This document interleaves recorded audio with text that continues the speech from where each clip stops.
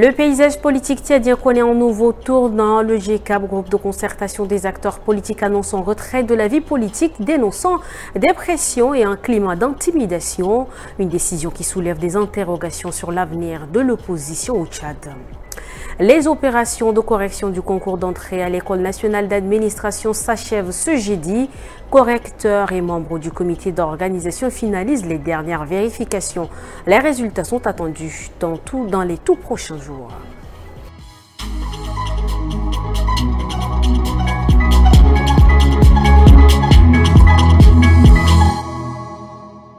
Bonsoir et bienvenue si vous nous rejoignez pour ce 19h45. Le groupe de concertation des acteurs politiques, GCAP, annonce son retrait de la vie politique nationale. Dans une déclaration rendue publique mercredi 22 octobre, cette coalition d'opposition dénonce un climat d'intimidation et des dérives autoritaires du pouvoir. Cette décision qui prendra effet le 31 octobre pose une question. Que restera-t-il de l'opposition tchadienne? Reportage de Abakar Lambert, Focal Boabsolon, rendu par Émile Ndassou. C'est une nouvelle page qui tourne. À partir du 31 octobre, le GCAP se retire de la vie politique tchadienne. Le groupe de concertation des acteurs politiques justifie sa décision par un contexte jugé hostile. Modification de la Constitution, répression des opposants et absence des garanties démocratiques. Un retrait aux conséquences lourdes pour le paysage politique, selon plusieurs observateurs. En choisissant de se retirer de la politique, donc de suspendre leurs activités, notamment à partir du 31 octobre, je crois que le GCAP a opté de donner un coup très dur à la démocratie. Et je pense qu'ils en ont conscience. Et que c'est peut-être une stratégie pour contraindre le pouvoir à dialoguer. Peut-être pas à négocier, mais à dialoguer. Parce que sans le GCAP, dans les conditions qu'on connaît aujourd'hui avec les transformateurs, il faudrait admettre qu'on se retrouverait dans une situation de monolithisme politique. C'est qu'il n'y aura qu'une seule voie. On sortirait techniquement de la démocratie. Le GCAP regroupe plusieurs formations majeures de l'opposition, dont le PCF du défunt Yaya Dilo, les démocrates du professeur Avoxoma Djona et l'UDP de Max Kemkoui, ainsi que les patriotes d'Ibrahim Nassour Koursami, des partis souvent considérés comme les voix les plus critiques du pouvoir en place. Jeudi 23 octobre, le ministre d'État, ministre des Affaires étrangères, Dr Abdoulaye Sabre Fadoul, a reçu en audience la ministre adjointe aux Affaires étrangères chargée des Affaires africaines de la République fédérale d'Allemagne. Objectif, discuter des défis sécuritaires auxquels fait face le Tchad et proposer des pistes de solutions. Ils se sont rencontrés avec un objectif clair. Raviver la coopération bilatérale entre le Tchad et l'Allemagne. Au cœur des échanges, les défis sécuritaires et les tensions récurrentes dans certaines zones du pays. Les points essentiels, bien sûr, concernent les les défis auxquels vos pays sont confrontés. Hier, j'étais à l'est du pays, à Idriba. J'ai visité les camps de réfugiés et j'ai vu les défis avec mes propres yeux.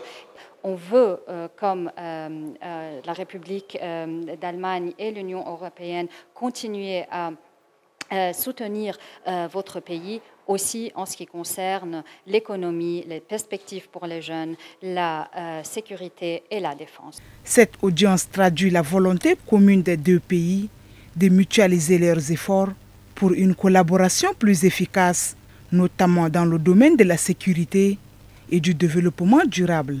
Les locaux de l'initiative pour la transparence dans les industries extractives ITIE Tchad ont abrité hier matin la session ordinaire du Haut Comité national. Les travaux ont été ouverts par la ministre du Pétrole, des Mines et de la Géologie, Ndolonodi Alix Naïba. Reportage de Gombi Daniel. Au menu de cette session, l'examen et l'adoption du rapport des cadrages ITIE 2023. Objectif: définir les bases du prochain rapport annuel et renforcer le suivi des recommandations issues des précédentes évaluations. Un exercice essentiel pour améliorer la transparence et la gouvernance des revenus publics tirés du pétrole, du gaz et des mines. Je tiens à souligner l'importance de votre contribution à ce rapport. Les discussions qui auront lieu ici seront essentielles pour nous assurer que le périmètre et les indicateurs choisis reflètent la réalité du secteur et répondent aux attentes de la société civile, des autorités publiques et des autres parties prenantes. Le rapport de cadrage, rappelons-le, sert à préparer la collecte et l'analyse des données du rapport ITIE 2023. Une étape clé pour une meilleure gestion du secteur extractif au Tchad, dans un esprit de redevabilité et de transparence. Et puis le temps d'une actualité en bref, à Bibangini pour cette compilation. La santé du président des transformateurs, Dr Succès Masra, s'est dégradée depuis son incarcération, a alerté son parti dans un communiqué de ce 23 octobre. Face à cette situation, le collectif des avocats de l'opposant condamné à 20 ans de prison pour notamment incitation à la haine a adressé une demande d'évacuation sanitaire à toute la chaîne de commandement et des décisions des autorités en charge d'état de détention. La défense de l'ancien Premier ministre sollicite une liberté provisoire, le temps de permettre à son client de recevoir le traitement adéquat à l'étranger. Le délégué général du gouvernement auprès de la province du Guéra, le général Abdoulaye Ibrahim Siam, a présidé ce jeudi 23 octobre 2025 une réunion de sensibilisation, un prélude aux activités de vaccination supplémentaires contre la poliomyélite. Le délégué provincial de la santé publique de Guéra, Dr Abdoulaye Mustafa Fadoul, a souligné l'importance de cette initiative, dont l'objectif est de protéger les enfants contre la poliomyélite, une maladie grave et invalidante. La campagne de sensibilisation est prévue pour la semaine prochaine et concerne les enfants de 0 à 5 ans.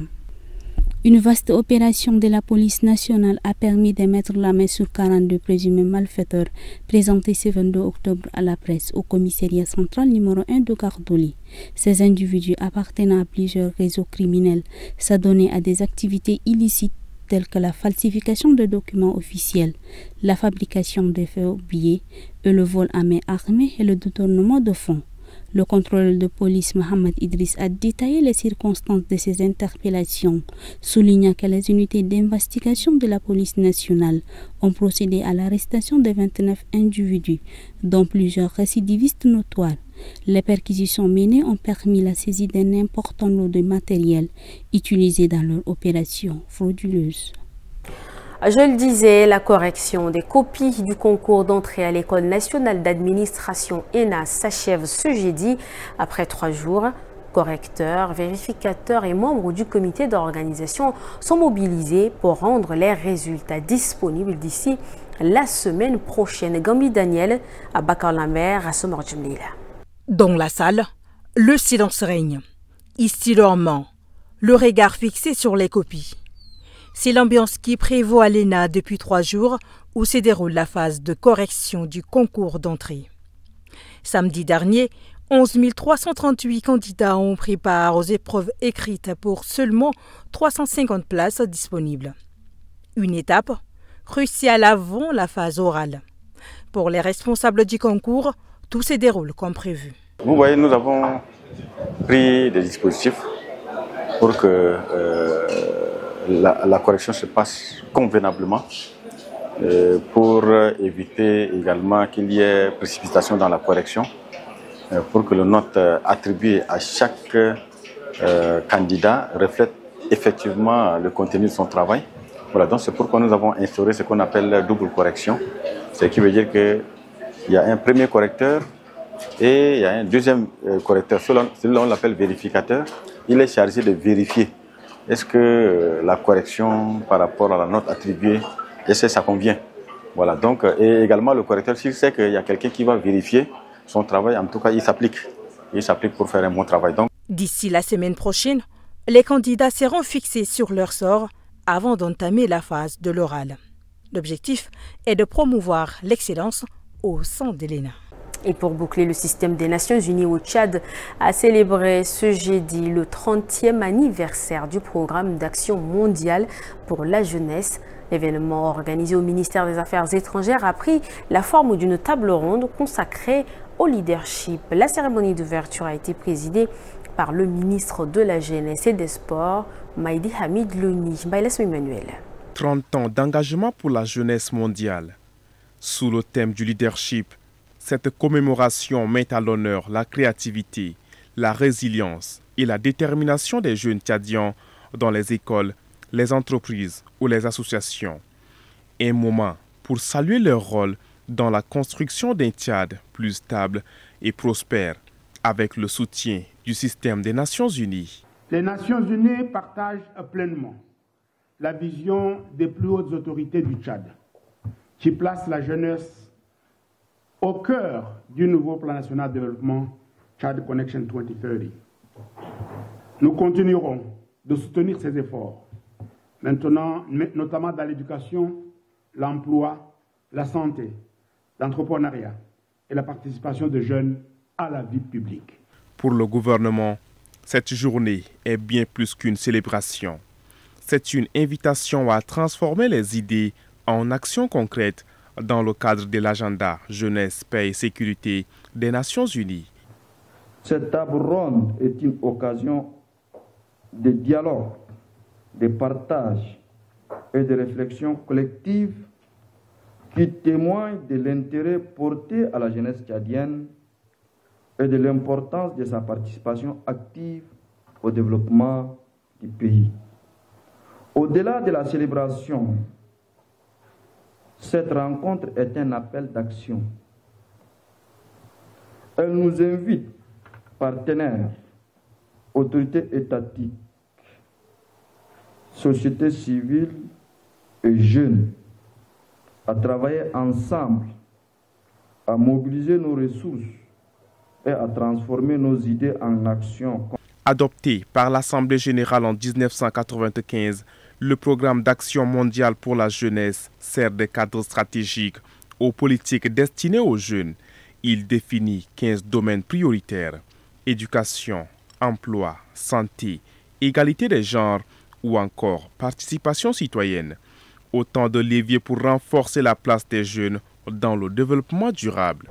Emmanuel, merci. C'est ici que prend fin cette édition. Merci à vous, chers téléspectateurs, de l'avoir suivi. Bonsoir.